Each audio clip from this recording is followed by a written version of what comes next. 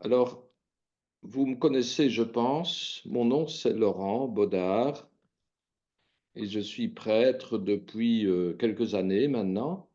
Et je vais donner la parole directement à ce frère qui est à côté de moi, qui va se présenter et qui va dire qui il est. Bonsoir à tous. Mon nom est Claude Gillard.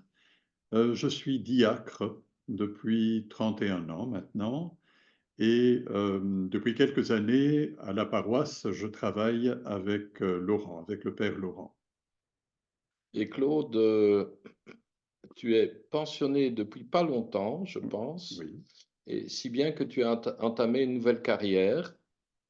Tu peux en dire un mot? oui. Donc j'ai fait toute ma carrière dans l'enseignement. J'ai assuré plusieurs fonctions dans l'enseignement. Et maintenant, la page de l'enseignement est tournée. Et depuis un peu plus de 4 mois maintenant, je suis aumônier dans un milieu hospitalier, aux cliniques universitaires Saint-Luc, ici à proximité. Il faut savoir que nous habitons dans un lieu à Woluwe-Saint-Lambert où notre mission, ici les frères, est une mission sur le site universitaire de Louvain-Woluwe, aussi en partie sur les cliniques Saint-Luc, en tout cas il y a une collaboration, et sur la paroisse Notre-Dame de l'Assomption, dont je suis le responsable. Alors, je vais vous partager l'écran dans la mesure où j'ai préparé un PowerPoint.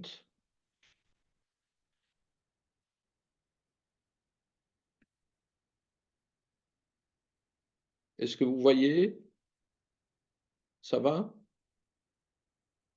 J'espère que ça va fonctionner. Donc, le sujet de ce jour, c'est qu'est-ce qu'un prêtre et comment vivre de manière heureuse la relation prêtre-laïque dans l'Église. Alors, ce serait déjà intéressant de vous entendre tous pour avoir les commentaires par rapport à ce sujet. Je suppose qu'il soulève quelques questions. Alors, ici, comme je ne vais pas vous faire un enseignement sur qu'est-ce qu'un prêtre, si j'en fais un, c'est à partir de l'expérience qui est la mienne. Et je vais commencer par quelque chose d'un peu bizarre. Alors, je ne sais pas si vous lisez bien tout.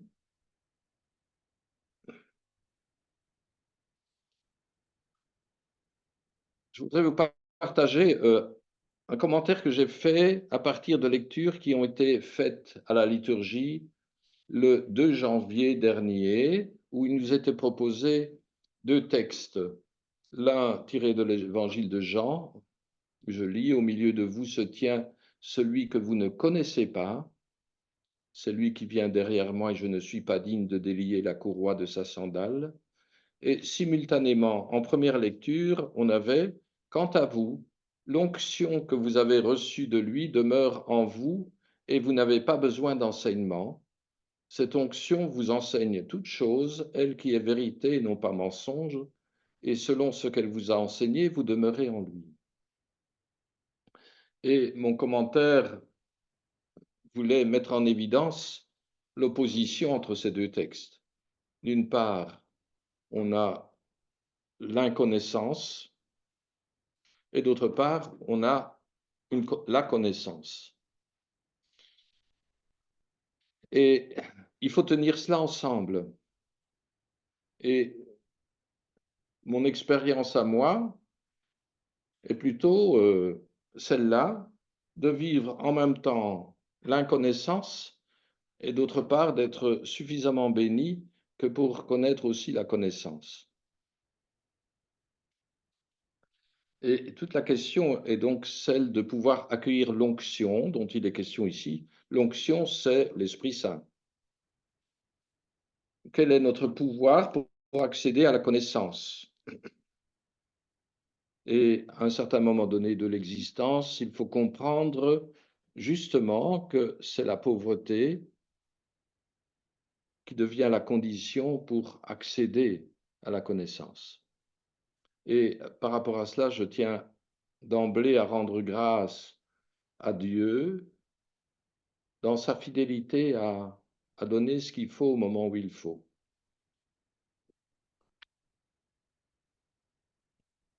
Ah tiens, c'est déjà l'image suivante, ce qui m'étonne.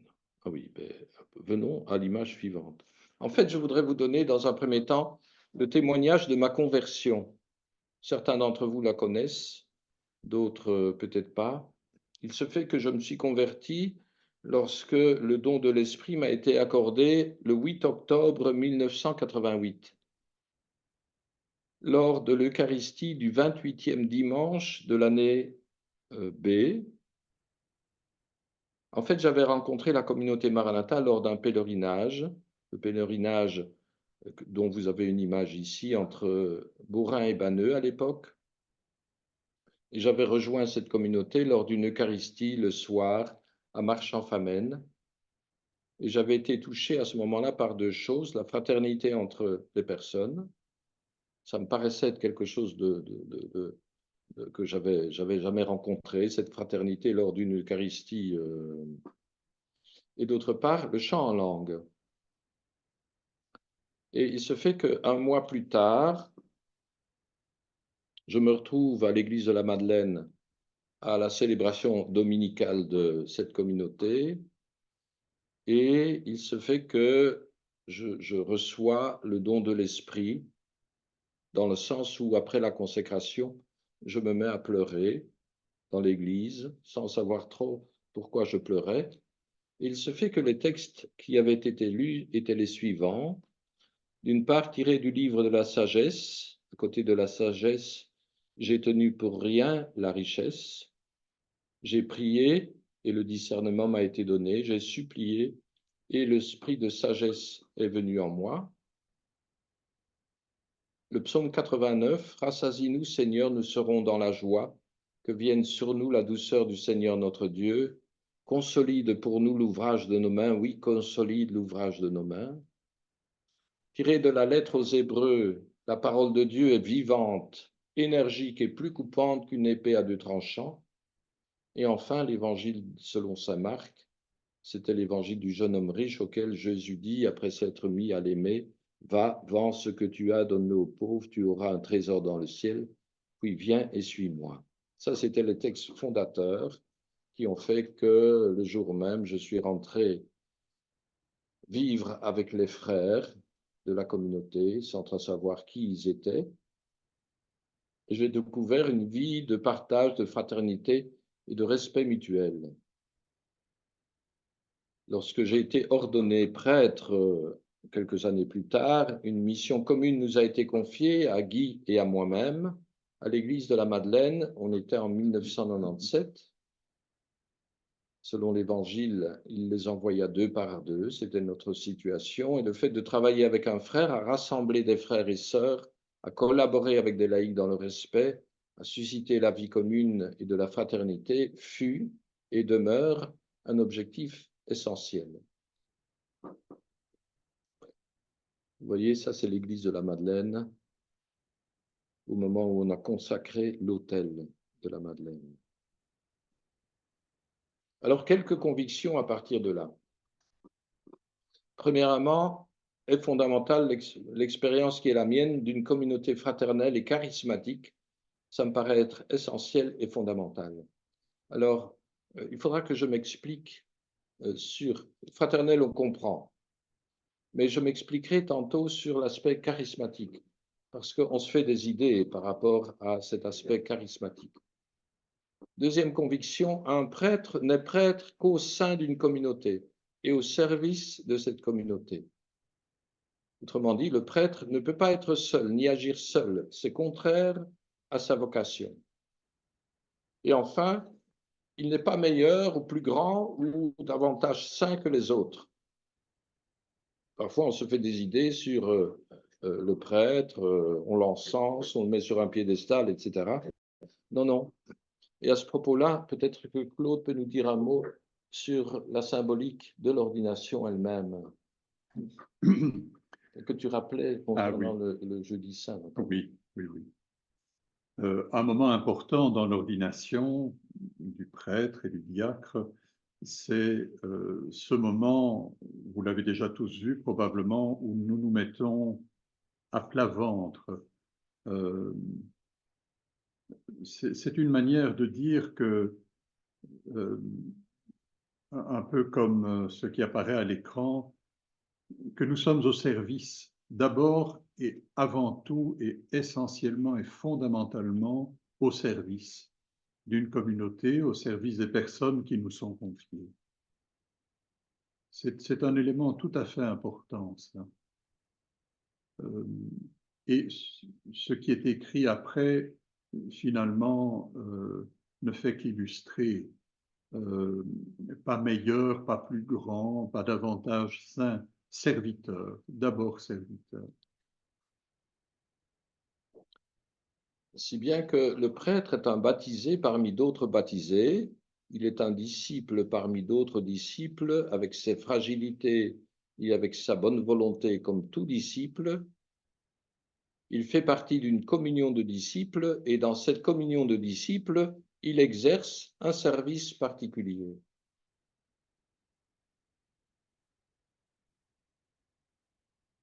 Alors je vais essayer de décrire ce service comme moi je le comprends. Peut-être que vous aurez à rectifier. Le prêtre, il lui faut manifester et authentifier la présence du Christ à travers la proclamation de l'Évangile et la consécration eucharistique. Le prêtre, à ce moment-là, agit, dit-on, in persona Christi. Mais ça se limite au niveau de in persona Christi à la proclamation de l'Évangile et à la consécration eucharistique. Ça veut dire qu'à tous les autres moments, et même de l'Eucharistie, il n'agit plus en personne du Christ. Cette présence du Christ à travers la proclamation, elle est reconnue et attestée par la communauté présente. Et ça, c'est important, qu'il y ait cette attestation mutuelle. Il lui revient aussi de témoigner de la miséricorde de Dieu dans les sacrements de réconciliation et d'onction des malades. Enfin, et non des moindres, la conduite pastorale de la communauté lui est confiée. Donc, ici, on a comme un résumé du service du prêtre dans la communauté dont il a la charge. Si bien que la mission du prêtre est pour moi liée à, attendez, parce que j'ai mon image qui me cache, à la garde de Jésus-Christ, ou plutôt de son corps, selon trois aspects complémentaires et indissociables. Premièrement, le corps des Écritures, autrement dit la parole de Dieu. Deuxièmement, le corps eucharistique. Et troisièmement, le corps ecclésial. Pour moi, ça résume la mission du prêtre, qui est le gardien ou le garant de ces trois éléments indissociables, trois dimensions indissociables du corps du Christ. Et là, on peut peut-être faire c'est pas une parenthèse, mais faire référence à l'ordination elle-même. Dans l'ordination, il y a des gestes qui sont posés, et le premier geste qui est posé lors de l'ordination d'un futur prêtre, c'est de demander à la communauté si elle est d'accord.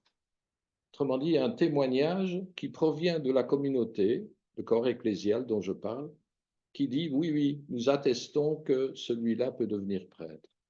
Claude, tu peux nous parler des deux autres. Les deux autres, oui. Donc au premier point, le corps des Écritures, avant d'être ordonné prêtre, le prêtre est ordonné diacre, et au moment de l'ordination du diacre, nous recevons de l'évêque l'évangile, le livre des évangiles. Reçois l'évangile du Christ que tu as la mission d'annoncer. Sois attentif à croire à la parole que tu liras. Sois attentif aussi à annoncer ce que tu auras cru et bien sûr à vivre selon ce que tu auras annoncé. Donc, le livre des Écritures. Et puis quand le prêtre, qui est donc diacre depuis quelques mois, est ordonné prêtre, il reçoit de l'évêque la patène, et le calice. Hein, donc on voit là c'est symboliquement très fort, évidemment, une manière de lui confier la présidence de l'Eucharistie. Et j'insiste sur ces trois dimensions qui sont indissociables, ce qui n'est pas sans poser question. Je vais l'exprimer. Et le corps du Christ ainsi compris comme le corps des Écritures, comme le corps eucharistique et comme le corps ecclésial, c'est le fruit de la résurrection. Donc on est en plein le mystère pascal. Alors pourquoi ça pose question? Parce que, étant donné ces trois dimensions indissociables, si on en retire une dans la mission du prêtre et qu'on laisse deux autres, c'est boiteux. Et on a ce genre de difficulté. Je vais vous donner deux exemples. J'ai appris que quelque part, il y avait une célébration de la parole qui était sous la responsabilité d'un laïc. En soi, ce n'est pas interdit. Mais il y avait une dizaine de prêtres là présents qui n'ont rien eu à faire. Et donc, ça paraît assez contradictoire. Ça paraît contradictoire dans le fait que la mission du prêtre étant ce qu'elle est, c'est difficile d'avoir une dizaine de prêtres là présents, alors que la parole est partagée par un laïc. Je ne sais pas si vous comprenez, mais vous aurez certainement des réactions par rapport à cet aspect-là. L'autre question qui se pose, elle est connue ici dans l'Église de Bruxelles en particulier, c'est qu'on donne la responsabilité d'une unité pastorale parfois à un laïc qui est non prêtre. Et donc se pose la question de savoir comment articuler cette responsabilité du laïc, qui est la responsabilité première, avec la présidence de l'Eucharistie, qui revient de soi à celui qui célèbre, et qui n'est donc pas le laïc en question. Et là, on voit la difficulté de pouvoir articuler l'un et l'autre. Je ne sais pas si Claude, tu as un avis par rapport à cela. Non, non, je partage bien ce que tu viens de dire. Ces trois dimensions sont donc inséparables et complémentaires, parole de Dieu, le corps et le sang du Christ, la communauté du corps ecclésial. Et c'est vraiment important parce que parfois, on va mettre en évidence le corps eucharistique. Ah, le corps eucharistique, c'est l'affaire. Et on néglige la parole de Dieu et on néglige la communauté du corps ecclésial. Ça arrive, hein, où on met en exergue l'adoration du Saint-Sacrement, et il n'y a plus que ça. Et d'autre part, on a peut-être des situations où on met plutôt en évidence la parole de Dieu et on néglige le corps et le sang du Christ. C'est une tendance protestante, celle-là. Et puis, il y en a d'autres où c'est la communauté qui est le corps social. Et à la limite, on n'a pas besoin de la parole de Dieu. Et je vais vous en donner un exemple. Et on n'a pas besoin non plus, à la limite, du corps et du sang du Christ. On se demande ce que ça vient faire. Et je crois que là, le prêtre a une responsabilité d'être le garant et le gardien, si je puis dire, de ces trois dimensions. Trois dimensions christiques qui fondent l'Église dans ce qu'elle est et dans sa mission. Donc, je vous ai partagé ces questions, question de la présidence, question du partage de responsabilités avec les laïcs, donc, et la question du discernement. Je vais y revenir sur ces points-là, je les ai déjà abordés. La question de la présidence de l'Eucharistie, est-ce que ça signifie que le prêtre est président partout? À la moindre réunion, c'est lui qui est président. Finalement, il décide de tout. Vous voyez, hein? Donc, c'est la question du partage des responsabilités avec les laïcs et du discernement qui doit être posé par rapport à ces diverses responsabilités. Il me semble que pour répondre à ces questions, il faut il faut aller chercher quelque chose qu'on oublie peut-être, c'est la référence à l'Esprit Saint. L'Esprit Saint qui est esprit de communion, esprit d'amour et de service, qui aide au discernement et qui est le premier missionnaire. Est-ce que j'oublie Non, c'est tout à fait ça. À tel point que l'esprit fait le corps. Je veux dire par là que l'Esprit Saint est la référence par laquelle Jésus est ressuscité. Je fais référence à Romains 1,4. On dit que Jésus, né de la chair, est ressuscité par la puissance de l'Esprit. L'Esprit Saint est au fondement des Écritures. C'est suffisamment clair. L'Esprit Saint est invoqué lorsque le pain et le vin deviennent le corps et le sang du Christ. Et l'Esprit Saint est au fondement même de la communauté des disciples. Donc, l'Esprit fait le corps. Et Jésus donne le Saint-Esprit.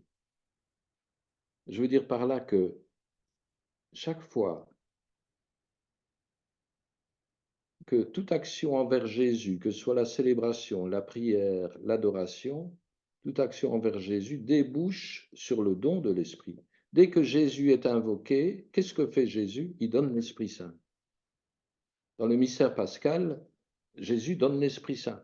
Que ce soit à la croix, au moment de la croix, il remet l'Esprit et l'eau et le sang coulent de son côté. La première chose qu'il fait lorsqu'il rencontre les disciples, c'est qu'il souffla sur eux et il leur dit « Allez ». Donc le don de l'Esprit qui, s'il est accueilli, construit la communion, donne le discernement et pousse à la mission. Ah oui, pour donner deux exemples. Le premier exemple, quand on parlait du discernement et de tenir ensemble les dimensions parole de Dieu, corps eucharistique et corps ecclésial, je me rappelle avoir participé à une célébration, je crois que c'était le premier dimanche de l'Avent, dans une paroisse à Strasbourg. Premier dimanche de l'Avent. C'est quand même un moment important dans la liturgie. Or, voilà-t-il pas que, au début de cette célébration, c'est un laïc qui prend la parole et qui lit l'évangile du bon samaritain. Ah, je me suis demandé, le premier dimanche de l'Avent, tiens, on lit l'évangile du bon samaritain. Bon, normalement, la lecture de l'évangile revient au prêtre et au diacre, mais enfin, admettons quand même que le laïc puisse lire l'évangile. En soi, moi, ça ne me dérangeait pas. Mais enfin, le bon samaritain, premier dimanche de l'Avent, ça m'étonnait quand même. Alors là où ça devient plus étonnant, c'est que juste après, on fait appel à une dame spécialiste du yoga. Et il se fait que c'était le dimanche des familles. Donc, étaient présentes dans l'assemblée sans doute bien des familles qui n'avaient peut-être pas nécessairement l'habitude de venir à une célébration. Donc, on avait comme intuition de vouloir essayer de les séduire par autre chose que ce qu'on vit habituellement durant la célébration. Et donc, elle est venue et elle nous a proposé de nous tenir la main et d'essayer de percevoir, de sentir à travers la main donnée, qu'on tenait, de percevoir une amitié ou un amour qui pouvait passer dans cette main tendue. Alors, je ne vous dis pas, je ne suis plus resté à la célébration, je suis parti. J'ai eu tort sans doute, mais enfin, c'est comme ça. Par contre, pour dire quand même l'ouverture qui peut être possible, vous vous rappelez le moment où, dans le confinement, il nous a été autorisé de célébrer avec 15 personnes. Et on en est arrivé au Triduum pascal avec les grandes célébrations du jeudi saint, du vendredi saint et la veillée pascale.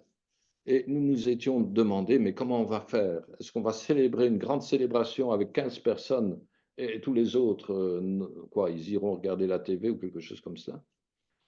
Et en conseil pastoral, on a réfléchi à la chose et on s'est dit ceci, on ne va pas faire les grandes célébrations, mais on va essayer de proposer par, par, par chaque jour 3 tableaux, 3 scènes, 3 mises en scène, si on peut dire, dans lesquels on va donner la possibilité au groupe de 15 personnes de méditer sur le mystère du jeudi saint, puis du vendredi saint, puis de la veillée pascale. Et cette méditation en tout durant une demi-heure, ça nous permettrait donc de donner la possibilité à plusieurs groupes de faire ce chemin. Et ici, vous avez l'exemple du jeudi saint. On avait mis en scène donc ces chaises, elles sont 13, avec au milieu le bassin, la cruche et le linge. Et le texte de l'évangile avait été lu à cette occasion. Comme deuxième, si je retrouve ma flèche, comme deuxième tableau, on avait dressé la table de la dernière scène, si vous voulez. Et là aussi, on a été invité à méditer sur... et comme troisième tableau, troisième scène, c'était l'adoration eucharistique pendant un certain temps pour signifier la fin de la célébration du jeudi saint. Et ainsi, donc, les groupes ont pu se succéder et on a eu un maximum finalement de personnes pour vivre ces jours. On retrouve ici la scène du jeudi saint transformée en scène du vendredi saint avec les différents instruments de la passion. Le vase, la cruche et le bassin sont quand même restés au milieu pour se souvenir. Et la démarche vis-à-vis de la croix. Pour ce qui est de la veillée pascale, on a eu la petite célébration de la lumière. Et puis, il était donné un temps de méditation à partir de tableaux pour les différentes lectures qui interviennent, lectures de l'Ancien Testament qui interviennent lors de la veillée pascale. Et enfin, il y avait la possibilité de renouveler le baptême par l'eau versée sur la main, puisque on en était limité à cela. Bien, je reviens à l'Esprit Saint. Esprit de communion, esprit d'amour et de service qui aide au discernement, qui est le premier missionnaire. Et ça m'amène à devoir parler je vais trop vite,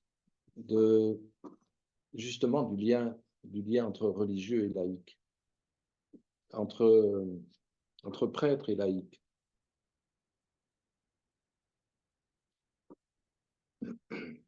En étant responsable d'une paroisse depuis bientôt 8 ans, je reconnais l'importance des conseils où, comme prêtre responsable, je suis entouré de frères et sœurs pour le service de la décision au niveau pastoral.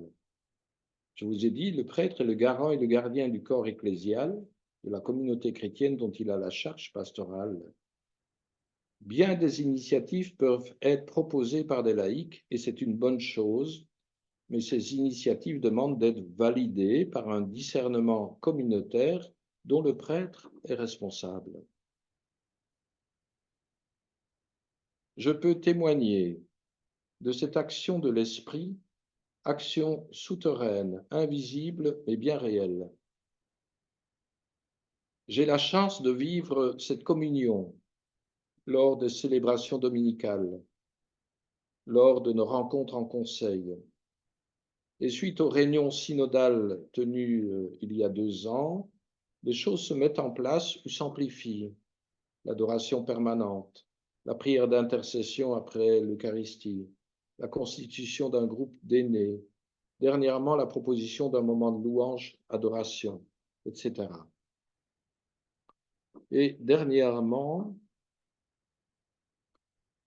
s'est constitué un petit groupe de disciples missionnaires. C'est suite à l'interpellation du pape François qui désire une église en sortie, comme il dit. Et j'écrivais ceci, on voit la difficulté à susciter une église en sortie. Non qu'il faille faire preuve d'inventivité, je ne le pense pas, mais il s'agirait de prendre conscience et de faire prendre conscience de notre condition de missionnaire inhérente à notre être chrétien.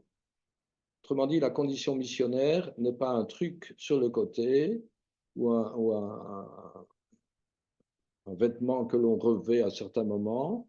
Non, ça fait partie de notre être chrétien, mais il faut en prendre conscience. Plutôt que d'inventer, il nous faut ouvrir les yeux. Ouvrir les yeux sur les besoins des uns et des autres et apporter un soutien, proposer un accompagnement, faire preuve de sollicitude et de bonté. Nous devrions nous encourager les uns les autres dans cette responsabilité, une attention plus soutenue dans cet engagement de service. Si bien que chacun devrait être amené à se poser la question, là où je suis, étant donné les situations rencontrées, quelle doit être mon attitude en tant que chrétien? Et avant même d'agir, j'ai à me demander quel est ce combat spirituel que je dois mener, quelle prière suis-je amené à faire, quelle grâce me faut-il demander?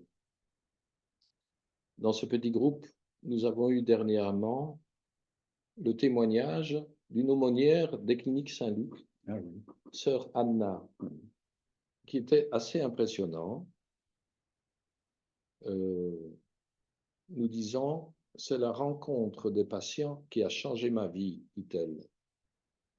Autrement dit, c'est la rencontre de l'autre dans une situation effectivement particulière, puisqu'on a affaire à un malade et dans l'épreuve.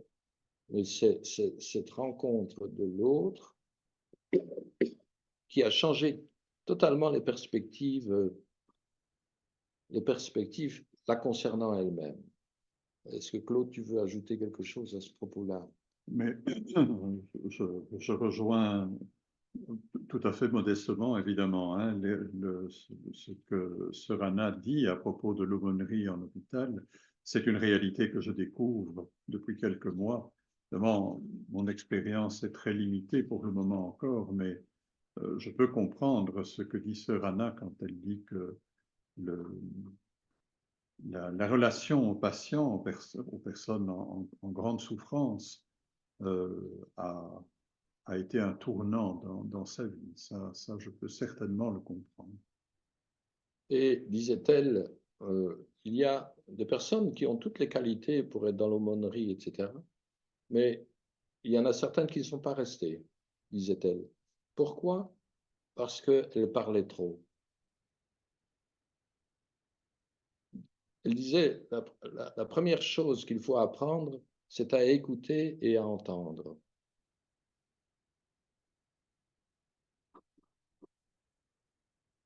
Alors, vous connaissez sans doute Bonne Nouvelle, je m'excuse d'en parler ici, mais je pense que Bonne Nouvelle a pris cette direction davantage d'un petit feuillet, la plupart d'entre vous le connaissent, d'un petit feuillet qui se veut davantage, plutôt que de mettre des enseignements, etc., qui se veut davantage mettre en évidence les témoignages des uns et des autres dans leur travail missionnaire, dans leur réalité missionnaire.